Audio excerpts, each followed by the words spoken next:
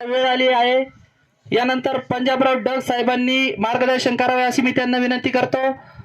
यावर्षी सर खरंच आमच्या धोंदलगाव नगरीतील शेतकऱ्यांच्या मनात खरंच एक प्रश्न आहे की येणाऱ्या 2026-27 हे साल दुष्काळाचं आहे काय कानो. पण मी तुमचं फेसबुकवरती पोस्ट बघितली होती, त्याबद्दल तुम्ही बोललेले होते. पण आता प्रत्यक्ष तुम्ही इथं आलेच आहात, तर आम्ही मोबाईल न बघता तुम्हालाच ऐकू ना. हां, मग त्यामुळे लवकरात लवकर आणि व्यापक असं, कारण की आमचे धोंदलगाव शेतकरी सकाळपासून तुमची वाट बघत होते, त्यामुळे व्यापक असं मार्गदर्शन तुम्ही आमच्या धोंदलगावच्या शेतकऱ्यांना करावं असं मी तुम्हाला विनंती करतो. सगळ्यांनी जोरदार टाळ्याचं गजरात स्वागत करावे पंजाबराव डग साहेबांचं.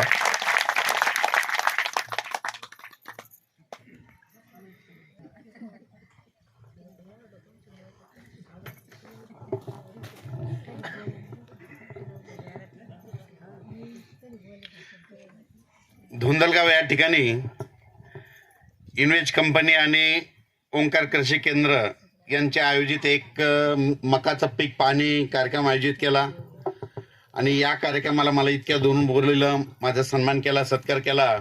त्याबद्दल या कार्यक्रमाचे आयोजक इन्व्हेज कंपनी आणि ओंकार कृषी केंद्र आणि संपूर्ण कृषी केंद्राचे संचालक त्यांना मी धन्यवाद देतो. आजच्या कार्यक्रमाचे अध्यक्ष, स्टेजवर बसलेले सर्व मान्यवर, या गावचे प्रथम नागरिक, सरपंच, उपसरपंच आणि इथं जमलेले सगळ्यात महत्त्वाचे माझे प्रगतशील शेतकरी, तरुण शेतकरी, वयोवृद्ध, महिला, लहान थोर आणि इन्व्हेज कंपनीचे संपूर्ण अधिकारी, पदाधिकारी, सगळ्यांना नमस्कार करून वेळेचं बंधन बघता तर या ठिकाणी सर्वप्रथम ज्यांनी दमाळे ज्यांनी मका लावली त्यांना मी सर्वप्रथम धन्यवाद देतो. त्यांनी जर मका नसती लावली तर मी या ठिकाणी आलो नसतो. त्यांनी लावली म्हणून या ठिकाणी त्यांनी माझी तुमची भेट घालून दिली, त्याबद्दल परत एकदा धन्यवाद देतो आणि विषयाकडे वळतो.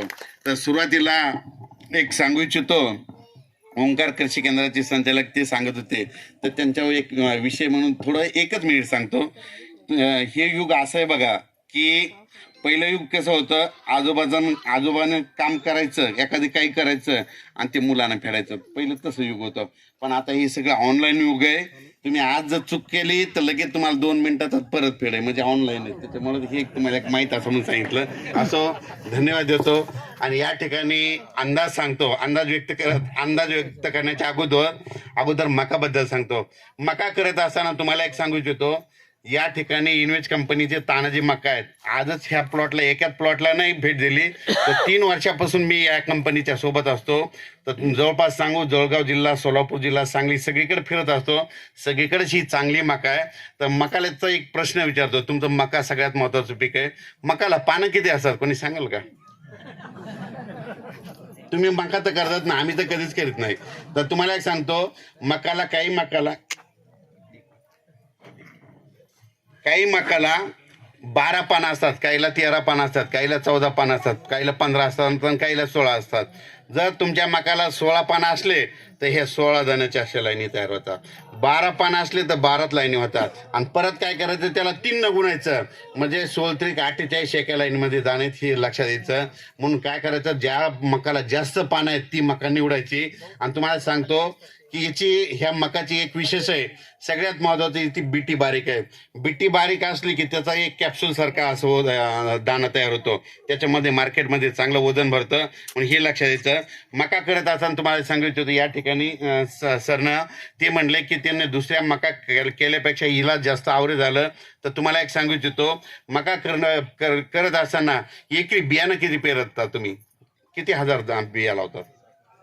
तर तुम्हाला एक सांगतो, तुम्ही काय करतात, 21,000 22,000च करतात. आता या पुढे तुम्हाला जर मकाई करायची असेल ना, तुम्ही काय करा, 29,000 ते 31,000 बियाणं वापरायचं. किती?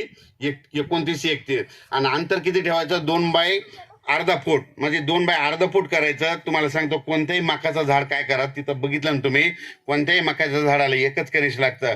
2 फुटावर एखादं जर लांब जर झाड गेलं तर त्याला काही 1 किलोचं कणीस भरत नाही. म्हणून कोणत्याही कणसाचं वजन बघा, वाट्यास मकाचा मोजा, काहीचं 320 ग्राम, 340, 370, 390 पर्यंत वजन भरतं. म्हणून मकाच्या बियाण्याची संख्या बरोबर ठेवायची. असं केल्याच्या नंतर उतार येतो. आणि संख्या किती घ्यायची? 29,000 ते 31,000 केल्याच्या नंतर 1 एकरमध्ये तुम्हाला 55 ते 60 क्विंटल पर्यंत तुम्हाला उतार येतो. पण हे लक्षात घ्यायचं. मग काय होईल? संख्या वाढली. संख्या वाढली की ताटं वाढले की अन्न वाढवावं लागणार आहे. म्हणून खत देखील वाढवायचं ना. असं केल्याच्या नंतर तुमच्या मकाला चांगला उतार येतो. तर हे झालं मकाबद्दल. तर या ठिकाणी शेतकरी जमलेत म्हणून सर्वप्रथम अंदाज सांगतो. पाऊस पाहिजे का? आता कांदे काढणं चालू आहे. तुम्ही म्हटले तर लगेच सांगतो. आज आहे 10 एप्रिल 2026.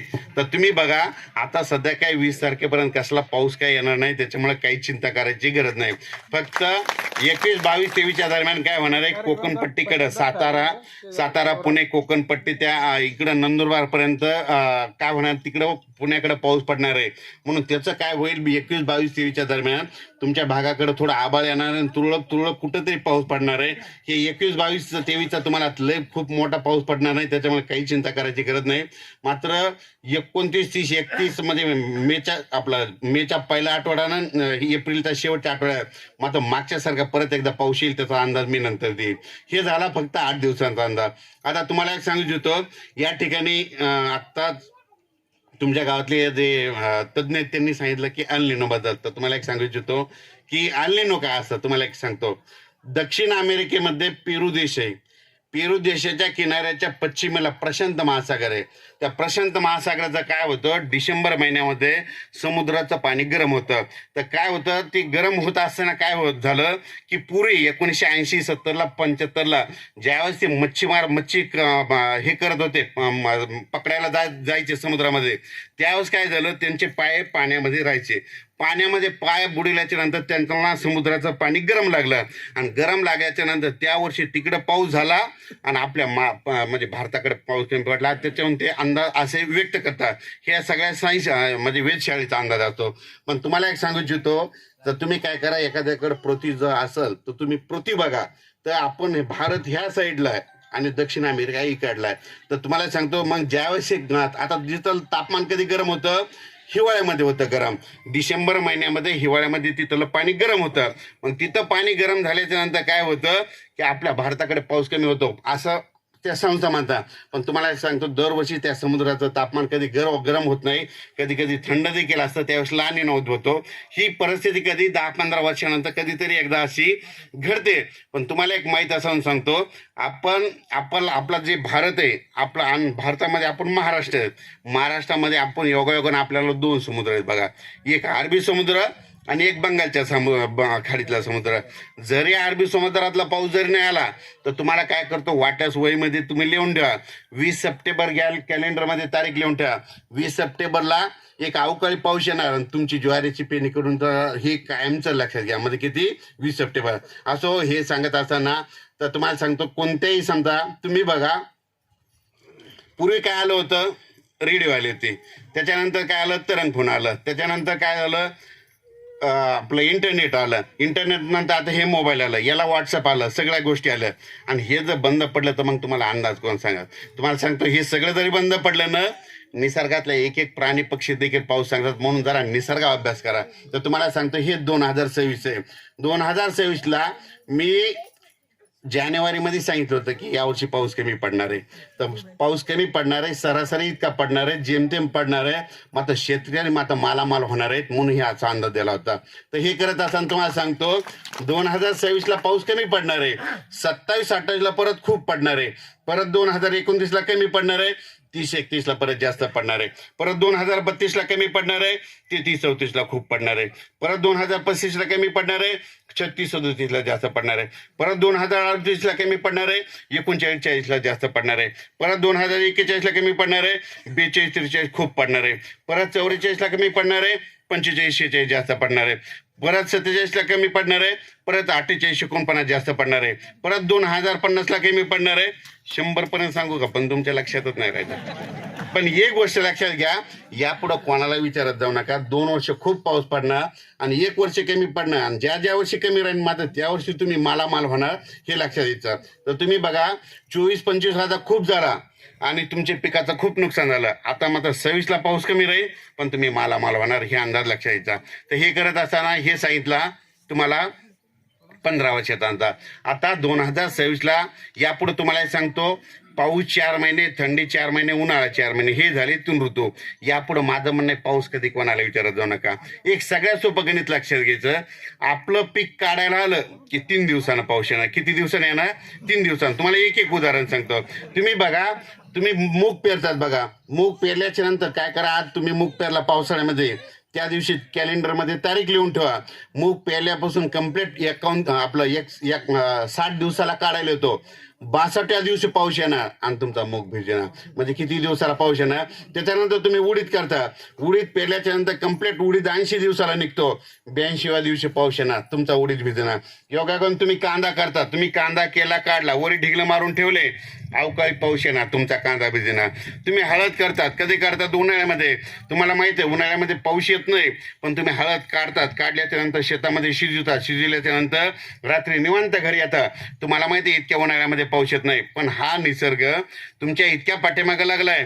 रात्री 2:10 कन्नडकडून विजेचा कडकड एक आबाळ येणार आणि ती तुमची हळद भिजणार. म्हणजे इतका निसर्ग शेतकऱ्याच्या पाठीमागे लागलाय. इथं जमलेल्याला सगळ्याला म्हणतो, यापुढे या निसर्गाला घाबरत जाऊ नका. पाऊस कधी येणार, केव्हा येणार, हे तुम्हाला वेळोवेळी सांगत जाईल आणि भविष्यामध्ये मात्र तुमच्या कष्टाचं नुकसान होऊ देणार नाही, या कार्यक्रमाच्या वतीने शब्द देतो. हे करत असताना तुम्हाला सांगू इच्छितो, यापुढे काय करा, अंदाज तुम्हाला कोणाला सांगतो, मला देखील विचारत जाऊ नका. एक सोपं गणित सांगा, पाऊस 4 महिने, थंडी 4 महिने, उन्हाळा 4 महिने, हे झाले 3 ऋतू. दरवर्षी पाऊस कधी येतो? लहान मुलाला जरी विचारलं तर ते म्हणते 7 जूनला येतो. पण काय झालं, या 5 ते 7 वर्षामध्ये निसर्ग 22 दिवस पुढे सरकला, थंडी 22 दिवस पुढे सरकली, उन्हाळा 22 दिवस पुढे सरकला आणि पावसाळा 22 दिवस पुढे सरकला. मग दरवर्षी पाऊस कधी येतो? 7 जूनला येतो ना. मग त्या 7 मध्ये 22 मिसळा. आता यापुढे लक्षात घ्या, दरवर्षी वर्षानुवर्षे म्हणजे 27, 28, 29 जूनला तुम्ही सोयाबीन पेरलेले दिसतील, कापूस लावलेले दिसतील. हा वर्षानुवर्षाचा अंदाज लक्षात घ्या. म्हणजे यापुढे कधी कोणाला विचारू नका. म्हणजे कधी होणार दरवर्षी पेरणी? गेल्या वर्षी कधी झाली? शेवटच्या आठवड्यातच झाली की नाही? 24ला तशीच झाली, 23ला तशीच झाली. तर आता यापुढे काय करा, वर्षानुवर्ष दरवर्षी जूनच्या शेवटच्या आठवड्यात पाऊस येणार, हे लक्षात घ्या. परत जुलैमध्ये कधी पाऊस पडणार, हे परत कोणाला विचारू नका. एक गणित सांगतो, जुलैमध्ये तुमच्या घरी कॅलेंडर आहे ना, त्या कॅलेंडरमध्ये काय करा, 10, 11, 12, 13, 14, 15 जुलैला असं कॅलेंडरमध्ये असं गोल करून ठेवा. दरवर्षी आपल्या महाराष्ट्रामध्ये 10 जुलै ते 15 जुलैला पाऊस पडतो आणि राहिलेल्या सायलेल्या शेतकऱ्याची पेरणी करून टाकतो. म्हणून हे कायमचं लक्ष घ्या. त्या 10 जुलै ते 15 जुलैचं तुम्हाला वैशिष्ट्य सांगतो. तुम्ही बघा, या ठिकाणी महाराज आहेत म्हणून सांगतो. तुम्ही बघा, दरवर्षी पंढरपूरची यात्रा कधी येते? कधी 8 जुलैला येते, कधी 9 जुलैला येते, कधी 10ला येते, कधी 11ला येते. मग आपले वारकरी काय म्हणतात, पंढरपूरची यात्रा परतली की पाऊस येतो. मग ती तारीख कोणती? 10 जुलै ते 15 जुलै. परत काय करा, सप्टेंबर मधली एक पावसाची तारीख लक्षात घ्या, कोणाला ती विचारू नका. 16 सप्टेंबर ते 21 सप्टेंबर, 16, 17, 18, 19, 20, 21 सप्टेंबरला दरवर्षी महाराष्ट्रामध्ये विजेच्या कडकडासह त्या तारखेत पाऊस येणार. हे वर्षानुवर्षाचं लिहून ठेवा. त्याच्यानंतर काय करा, 2 डिसेंबर ते 7 डिसेंबर, 2, 3, 4, 5, 6, 7 डिसेंबरला दरवर्षी महाराष्ट्रामध्ये विजेच्या कडकडासह अवकाळी पाऊस येणार. म्हणून हे एक लिहून ठेवा. आणि एक गारपिटीची तारीख लिहून घ्या. दरवर्षी महाराष्ट्रामध्ये 22 फेब्रुवारी ते 10 मार्च गारपीट होणार. हे कायमचं लक्षात घ्या. ह्या झाल्या तुम्हाला पावसाच्या तारखा सांगितल्या. आता माझं म्हणणं आहे, यापुढे तुम्हाला सांगतो, पाऊस कधीच कोणाला विचारत नाही. एक सोपं गणित सांगतो, रामफळाचं झाड कोणाकडे येतं? कोणाकडे? तुमच्याकडे. तुम्ही बघा, यावर्षी तुमच्या रामफळाच्या झाडाला खूप रामफळं लागलेत का नाही? लागलेत ना. गेल्या वर्षी नव्हते, 24ला नव्हते, 25ला नव्हते आणि 26ला खूप लागले. ज्या ज्या वर्षी रामफळाच्या झाडाला खूप रामफळं लागले, ते रामफळाच्या झाडामध्ये शेतकऱ्यांनी यावर्षी पाऊस कमी पडणार आहे, दुष्काळ पडणार आहे असा अंदाज ते रामफळाचं झाड देतं. आणि तुमच्या इकडे येत असताना, धांदलगावकडे येत असताना मी बरेच चिंचाचे झाडं बघत होतो. तर चिंचाच्या झाडाला तुम्ही बघा, यावर्षी खूप चिंचा लागल्यात की नाही? चिंचाच्या झाडाला चिंचा खूप लागल्या. ते चिंचाच्या झाडामध्ये शेतकऱ्यांनो तुम्ही मालामाल होणार आहे असा अंदाज त्या चिंचाच्या झाडाने झाला. मग तुम्हाला अंदाज कोणी द्याला? त्या झाडांना. योगायोगाने या ठिकाणी लिंब आहेत म्हणून सांगतो. उन्हाळ्यामध्ये, मे महिन्यामध्ये, पुढच्या महिन्यामध्ये तुमच्या लिंबाच्या झाडाला खूप लिंबळ्या लागल्या. ते लिंबाच्या झाडामध्ये शेतकऱ्यांनी यावर्षी खूप पाऊस पडणार आहे असा अंदाज ते लिंबाचं झाड देतं. त्याच्यानंतर परत सांगतो, पाऊस येईल कसा ओळखायचा. निसर्गामध्ये अशा काही गोष्टी आहेत, निसर्गातले प्राणी पक्षी देखील पाऊस सांगतात. तर निसर्गाहून पाऊस कसा ओळखायचा? एक असं झाड आहे ते तुम्हाला दुष्काळ पडणार म्हणून सांगतं. झाड कुठं दुष्काळ पडणार म्हणून सांगतंय का? बस सांगतंय. तुम्ही बघा, बिबियाचं झाड कोणाकडे आहे का नाही काय माहित नाही. बिबियाच्या झाडाला खूप फुलं लागले ना, ते बिबियाचं झाड मध्ये शेतकऱ्यानं यावर्षी दुष्काळ पडणार आहे असा अंदाज ते बिबियाचं झाड देतं. त्याच्यानंतर आणखीन एक असं झाड आहे, तुम्ही बघा आपल्या आजोबा पंजोबांना विचारा, 1980-85ला त्यांना अंदाज देणारं माझ्यासारखं कोणी होतं का? कोणी नव्हतं. मग त्यांना अंदाज कोण देत होतं? तर त्यांना एक झाड सांगत होतं, आणि त्या झाडाचं नाव सांगतो गावरान आंबा. सरकारी नाही बघा, गावरान आंबा आपल्या शेतकऱ्याला 1 वर्षाचा पाऊस सांगतो. कसा सांगतो तुम्ही बघा, पण त्याच्याकडे तुम्ही काय केलं? दुर्लक्ष केलं. मग त्या कसं सांगतो तुम्ही बघा, ज्या वर्षी तुमचा गावरान आंबा टिकला आणि ते गावरान आंबा उतरून घरी आणला, पिकू घातला, आणि त्या गावरान आंब्याचा रस तुम्ही खूप खाल्ला की समजायचं दुष्काळ पडतो. तुम्ही बघा 2019 पर्यंत ह्या वैजापूर तालुक्यातल्या लोकांनी इतक्या गावरान आंब्याचा रस खाल्ला, 19 पर्यंत तुम्हाला दुष्काळाला सामना करावा लागला. पण 20 नंतर आठवा, तुमच्या गावरान आंब्याच्या झाडाला फुलवाराच लागला नाही. फुलवारा नाही म्हणजे आंबे नाही लागले, आंबे नाही म्हणून रस नाही खाल्ला, म्हणून पाऊस जास्त पडला. मग तुम्हाला अंदाज कोणी दिला? त्या गावरान आंब्यानं. परत सांगतो पाऊस येईल कसा ओळखायचा. काय होतं योगाकडून तुम्हाला बघायला भेटेल बघा. जूनच्या महिन्यामध्ये काय होतं, सगळेजण पाऊस सांगतात, गव्हर्नमेंटमधून सगळे सांगतात 5 जून जातो पाऊस येत नाही, 10 जून जातो पाऊस येत नाही, 15 जून जातो पाऊस येत नाही, 20 जून जातो पाऊस येत नाही. मग असं उभं वारं सुटतं बघा, आणि उभं वारं सुटल्यावर तर मग तर तुम्ही ब्राह्मणाकडे जा, तेच देखील सांगत नाही. मग पाऊस कोणाला विचारायचा? माझं मन कोणालाच नाही, मला देखील नाही विचारायचा. मग काय करायचं? हे जे झाडं असतात ना, ह्या झाडावर चिमण्या बसलेल्या असतात. त्या चिमण्या काय करतात? ज्या ज्या ठिकाणी धूळ आहे त्या धुळीमध्ये चिमण्या मातीनं आंघोळ करतात. चिमण्यानं जर मातीनं आंघोळ केलेली पाहिली तर हे तुमचं तळ, कोणतं तळ आहे ते? शिवना प्रकल्प 100% भरणार, हे तुम्ही वहीमध्येच लिहून ठेवायचं. मग हे तुम्हाला अंदाज कोणी दिला? त्या पक्षानं. परत एक सांगतो पाऊस येईल कसा ओळखायचा. काय करायचं? तुमचं गाव इकडे की इकडे? इथं इथं हे तुमचं गाव आहे बघा. तुमच्या गावामध्ये दरवर्षी दीपावलीच्या अगोदर तुमच्या गावामध्ये मंदिर आहे, आणि त्या मंदिरामध्ये काकड्याचं भजन चालू असतं बघा. आणि काकड्याच्या भजनाला तुमच्या गावातले भजनकरी काय करतात? पहाटे 4 वाजता उठून असं लाऊडस्पीकर लावतात, आणि तिथं पहाटे 4 वाजता उठून तिथं लाऊडस्पीकरमध्ये काकड्याचे अभंग म्हणतात. तुमच्या गावच्या दीपावलीच्या काकड्याच्या लाऊडस्पीकरच्या अभंगाचा आवाज बाजूच्या गावच्या लोकांना गेला की त्यांनी म्हणायचं 3 दिवसात पाऊस येणार आहे, म्हणून हे पाऊस यायचं कारण लक्ष येतं. परत सांगतो पाऊस येईल कसा ओळखायचा. काय करायचं? योगागून तुम्ही बघा, यावर्षी गुढीपाडव्याची वेळेस बघा, तुम्ही गुढी उभारली होती बघा, गुढीपाडव्याच्या वेळेस निस्त्या तुमच्या गावाने ह्या धांदलगावून जर आबाल जर गेलं ना की समजायचं यावर्षी तुम्हाला खूप चांगला पाऊस पडणार. पण यावर्षी गुढी उभारल्याच्या नंतर पाऊस आला होता का नव्हता? म्हणजे यावर्षी तुमच्या गावाला चांगला पाऊस पडणार आहे. पडला होता ना? पण तर ही गोष्ट लक्षात येते. पण या ठिकाणी बसल्याच्या नंतर मी तिथं चर्चा करत होतो की गेल्या वर्षी तुमच्या या गावाला पाऊसच पडला नाही. पडला का? नाही पडला, बाकी सगळीकडे पडला. मग तुम्ही काय करा, एखाद्या तज्ज्ञाला विचारा कशामुळे नाही पडला. त्याचं कारण सांगतो. काय करा, 15 मे ते 30 मे तारीख ही लक्षात घ्या. कोणती? आता पुढच्या महिन्यामध्ये 15 मे ते 30 मे या दिवशी, त्या 15 दिवसामध्ये ह्या तुमच्या गावाला पाऊस पडला आणि बाजूच्या गावाला नाही पाऊस पडला, तर येणाऱ्या पावसाळ्यामध्ये तुमच्या गावाला दररोज पाऊस पडणार आणि त्या बाजूच्या गावाला सोडून देणार. आणि 15 मे ते 30 मे दरम्यान बाजूच्या गावाला पाऊस पडला आणि तुमच्या गावाला नाही पडला तर दरवर्षी त्या वर्षी तुम्हाला मात्र सोडून देणार. गेल्या वर्षी देखील अशीच परिस्थिती झाली होती. तुम्हाला त्या बाजूला पाऊस दररोज दिसत होता पण तुमच्याकडे येत नव्हता. मग अशा वेळेस पाऊस कधी येणार? परत कोणाला विचारायचं? कोणाला विचारत नाही. एक गोष्ट काय करायचं, मग अशा वेळेस पाऊस येईन गेला, मग तुम्ही काय करायचं, कॅलेंडरमध्ये 20 सप्टेंबर एक तारीख लिहून ठेवायची. कोणती?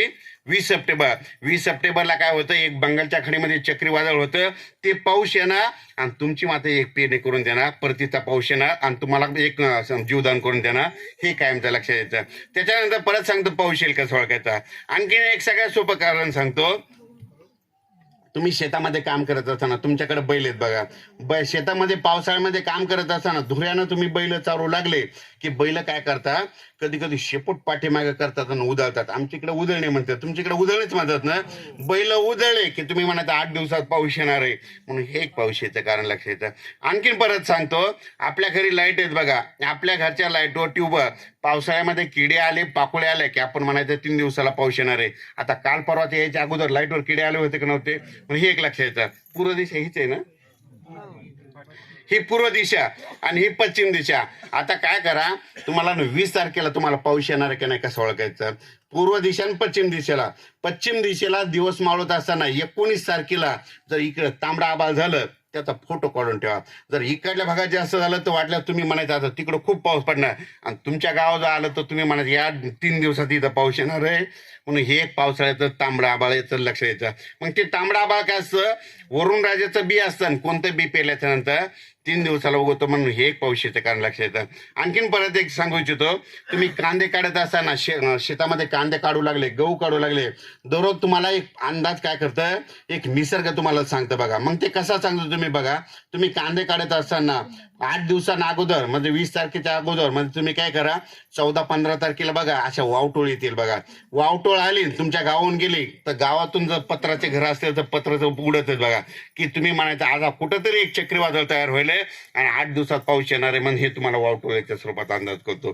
त्याच्यानंतर परत सांगतो पाऊस येईल कसा ओळखायचा. या ठिकाणी डॉक्टर आहेत म्हणून, डॉक्टर आहेत ना, डॉक्टर आहेत म्हणून तुम्हाला सांगतो की पाऊस येईल कसा ओळखायचा. तुमच्यातूनच स्वतः पाऊस कसा ओळखायचा. ज्या माणसाला दम आहे, दम्या असणाऱ्या माणसाला पावसाळ्यामध्ये आबाळ आलं त्या दम्याच्या लोकांना त्रास होतो. मग आपले घरचे काय करतात, तर डॉक्टरकडे घेऊन जातात. डॉक्टरकडे दम्याच्या पेशंटला नेलं, डॉक्टरनं तपासलं, गोळ्या दिल्या, घरी जा म्हणलं की तुम्ही म्हणायचं पेंडॉलचा पाऊस पडणार. डॉक्टरनं दम्याच्या पेशंटला तपासलं, तिथं सलाईन लावलं, 4 घंटे तिथं ठेवलं, तुमच्या वड्याला गुडघे इतकं पाणी येणार. आणि डॉक्टरनं दम्याच्या पेशंटला तपासलं आणि 8 दिवस सुट्टी नाही दिली की तुमच्या इकडे मुसळधार पाऊस पडणार. सगळ्यात सोपं लक्ष येतं. आपला शेजारी दम्याच्या पेशंटला ऍडमिट केलं की तुम्ही म्हणायचं खूप पाऊस पडणार. हे सगळ्यात बरोबर आहे ना. असो, परत एक सांगतो आणखी, पाऊस येईल कसा ओळखायचा. काय करायचं, निसर्गामध्ये अशा काही गोष्टी आहेत, निसर्गातले प्राणी देखील पाऊस सांगतात. तुम्ही बघा काय करायचं, पावसाळ्यामध्ये कधी कधी काय होतं की ऑगस्ट आणि सप्टेंबर महिन्यामध्ये आपल्या घरचा लाकडी दरवाजा पाऊस सांगतो. लाकडी दरवाजे कुठं पाऊस सांगतात का, ऑगस्ट आणि सप्टेंबर महिन्यामध्ये आपल्या घरचे दरवाजे लागणं गेले, ते दरवाजे म्हणतात शेतकऱ्यांनो 10 दिवसाचा सततधार पाऊस पडणार आहे असा अंदाज ते दरवाजे देतात. त्याच्यानंतर हे झालं पाऊस येण्याच्या कारण. विजेबद्दल सांगतो. वीज म्हणजे ही नाही वीज, आकाशात वीज. बरेच जण काय म्हणतात, पायळू माणसं वीज पडतात. महिला तर बिलकुल म्हणतात पायळू माणसं वीज पडते. माझी पुरुषांना विनंती आहे, पायळू माणसा वीज पडत नाही, पण तुम्ही काय करतात, पायळू माणसाला तांब्याचं कडा हातात घालता. यापुढे माझी विनंती आहे, तुम्ही तांब्याचं कडा हातात घालत जाऊ नका. तांब्याचा कडा तुम्ही हातात घातलं, बाहेर विजा कडकडाल्या आणि तुम्ही बाहेर गेला तर बिलकुल तुमच्या अंगावर वीज पडते.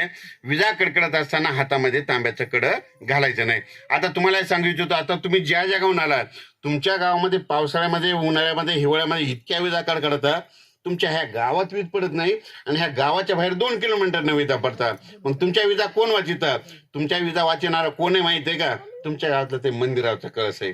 वाटल्यास वहीमध्ये लिहून ठेवा, भविष्यात जर तुमच्या आपल्या धोंदलगावला वीज पडली ना, तुमच्या गावातल्या त्या मंदिराच्या कळसावर पडेल, कळस तुटून जाईल, पण बाजूच्या घरावर पडणार नाही. कशामुळं, ते कळस कासा धातूच आहे. कासा धातू काय करतं, वीज ओढून घेतं, तिथं संपून टाकतं. तुम्ही बघा, आपल्या घरी काशाच्या वाट्या होत्या, काशाच्या प्लेट होत्या. आपले पूर्वज काय करायचे, लहानपणी विजा कडकडायला लागल्या ती वाटी घ्यायची, रात्री अंगणात नेऊन टाकायचे. टाकल्याच्या नंतर वीज कधी पडून जायची लक्षात पण येत नव्हती. पण योगायोगानं महाराष्ट्रामध्ये जितके मंदिर आहेत ना, हे सगळे कासा धातूचे. म्हणून तुम्हाला बघा, भविष्यामध्ये पेपरला बातमी येते, या मंदिरावर वीज पडली, कळस तुटून गेला, अशा घटना भविष्यात घडणार आहे. असो, आता या विजेबद्दल सविस्तर माहिती सांगतो. आकाशातील वीज ही एक नैसर्गिक आपत्ती. या पृथ्वीचा पृष्ठभाग ऋणभारित असतो, वातावरण धनभारित असते, आणि या वातावरणामधून सतत इलेक्ट्रॉन वाहत असतात. विजा नाही पडल्यानं पृथ्वी आणि वातावरणातील विद्युत समतोल 5 मिनिटात संपुष्टात येईल. म्हणून विजा पडणं चांगलं आहे, पण विजा पडणं वाईट आहे. विजा पडणं चांगलं अगोदर सांगतो. 10 ऑक्टोबर ते 10 नोव्हेंबरच्या दरम्यान जर तुमच्या गावात जर विजेच्या कडकडासह पाऊस पडला ना, तुमच्या गव्हाला उतार येणार, कांद्याला उतार येणार, मकाला येणार. कशामुळं, त्या विजेच्या पावसामध्ये नायट्रेट ऑक्साईडचं प्रमाण असतं. म्हणून विजेचा पाऊस चांगला. विजेचा पाऊस वाईट कशामुळं, या विजा आपल्या शेतकऱ्याच्या मुलाच्या अंगावर पडतात, बैलावर पडतात, जनावर पडतात. म्हणून विजेचा पाऊस वाईट आहे. या विजा पडू नये म्हणून काय काळजी घेतात, माझे सगळ्या शेतकऱ्याला विनंती आहे, विजा कडकडत असताना लिंबाच्या झाडाखाली, आंब्याच्या झाडाखाली थांबत जाऊ नका, कारण की झाडावर जवळपास 16% विजा पडतात. वीज कशामुळे पडते? झाडाची मुळी जमिनीमध्ये पाण्यापर्यंत गेलेली असते. वीज काय करते? पाण्याला शोधते. म्हणून विजा कडकडत असताना झाडाखाली थांबायचं नाही. विजा कडकडत असताना उंच नारळाखाली उभा राहू नका, नारळाच्या झाडावर देखील वीज पडते. विजा कडकडत असताना गावातल्या पाण्याच्या टाकीखाली उभा राहू नका, पाण्याच्या टाकीवर देखील वीज पडते. विजा कडकडत असताना तुमच्या घराच्या बाजूला लोखंडी विद्युत पोल असं त्याला हात लावून उभं राहू नका, लोखंडी पोलवर देखील वीज पडते. विजा कडकडत असताना ज्याच्या घराच्या बाजूला लाईटचा ट्रान्सफॉर्म आहे त्याच्या बाजूला उभं राहू नका, त्या ट्रान्सफॉर्मवर देखील वीज पडते. ट्रान्सफॉर्मर कशामुळे पडते? कारण की तिथं आर्थिंग गेलेले असतात आणि वीज काय करते? आर्थिंगला शोधते. म्हणून सगळ्यात सोपं, विजा कडकायला लागले की आपला जो मित्र आहे, आपला जो कामगार आहे, त्यांना म्हणायचं सरळ घरी जा, स्वतःचा जीव वाचव. पण काय होईल परिस्थिती? पाऊस सुरू झाला, आपले कपडे भिजतील म्हणून शेतकरी काय करतात? झाडाखाली थांबतात. माझं म्हणणे, कपडे भिजले तर भिजू द्या, पण सरळ घरी जा आणि स्वतःचा जीव वाचवा.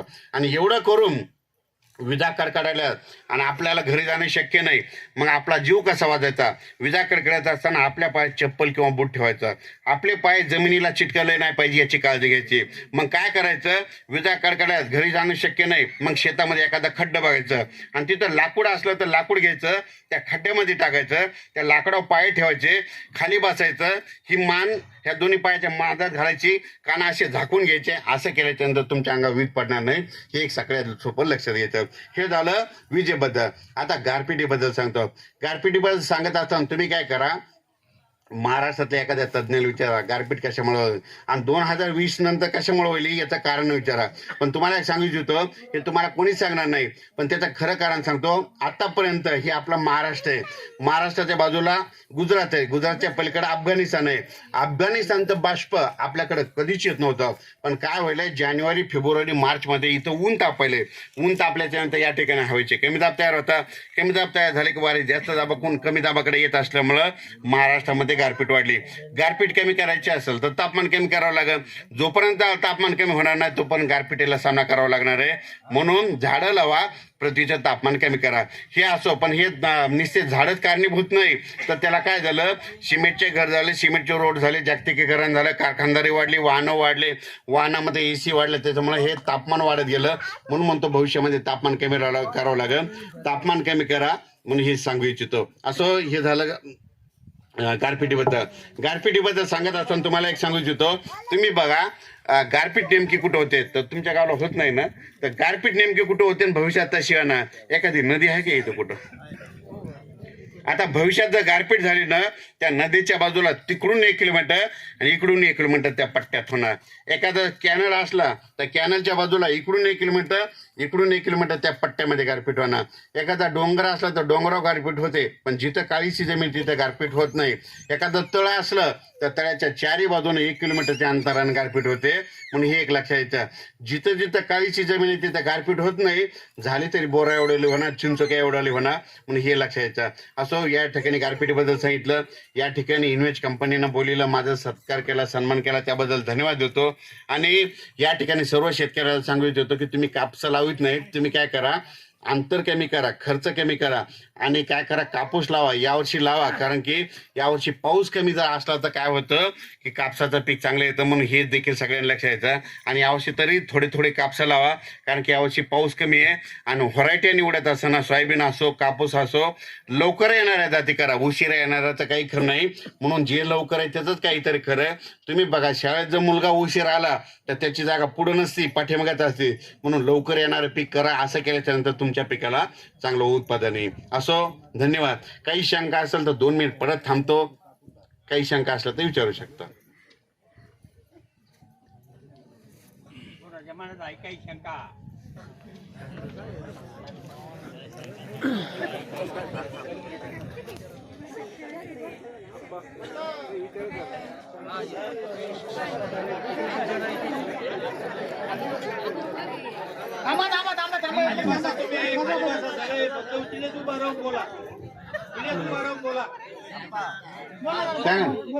म्हणलं आता कपाशी लावताना 4x1.5 केली तर चालन का बा? असं मला बरं, तर चांगला प्रश्न विचारला. तुम्हाला सांगतो, कापूस लावत असताना तुम्ही कोरडवाहू लावतात ना? नाही बागायची. बागेतला मग 4 बाय काय करा अर्ध्या फुटावला 4 बाय 1.5 केलं तर काय होतं 4 दीड 6 स्क्वेअर फुटावर एकदा 43,000 560 भागले 6 1 एकर मध्ये तुमचे 7,200-300 झाड बसायलेत म्हणजे जवळपास 1.5 बॅग बसायलेत. तर माझं म्हणणं तुम्ही काय करा 4 बाय अर्ध्या फुटावर लावा. 4 बाय अर्ध्या फुटावर केल्याच्या नंतर तुमच्या कापसाच्या जवळपास 3 एक बॅग बसते.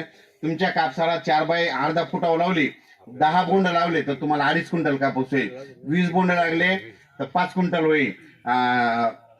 40 लागले 10 क्विंटल होईल. म्हणून असं निवेदन करा. पण जे कोरडवाहू शेतकरी तर तुम्ही काय करा 3 बाय 1 कापूस लावा. 3 बाय 1 कापूस केल्याच्या नंतर फक्त रेगटीला तुम्ही खत देतात का नाही देतात ना रेगटीला खत देत जा. लय कापसाला खर्चू नका. तुम्ही बघा जगाच्या पाठू कोणत्याही कापसाचं झाड एवढं वाढतं बघा. आणि कोणत्याही कापसाला तुम्ही काय करा एखाद्याकडे कापूस असला ना त्याच्या नक्यामध्ये 20 पासून 42 बोंड भाता की जे युट्यूब मध्ये म्हणतात 300 बोंड लागले 400 सगळं कुठं असतं. अंतर कमी करा खर्च कमी करा बियाण्याची संख्या वाढवा. असं केल्याच्या नंतर तुम्हाला चांगला उतार येतो. 4-4.5 बाय काय करा अर्ध्या फुटावर लावा. 4.5-6 इंच. हो 6 इंच काय करा असं टीचीना अंदाजे किती लावा वाट्याशी यावर्षी मी करणार आहे. मी तुम्हाला सांगत होतो. धन्यवाद.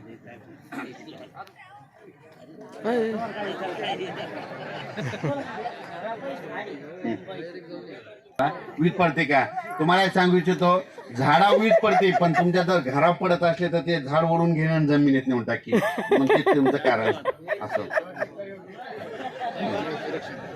जरी तुमच्या तिथं पडत असले तर ते झाड पडून पण ती जमिनीमध्ये नेऊन टाकेल हे लक्षात असं.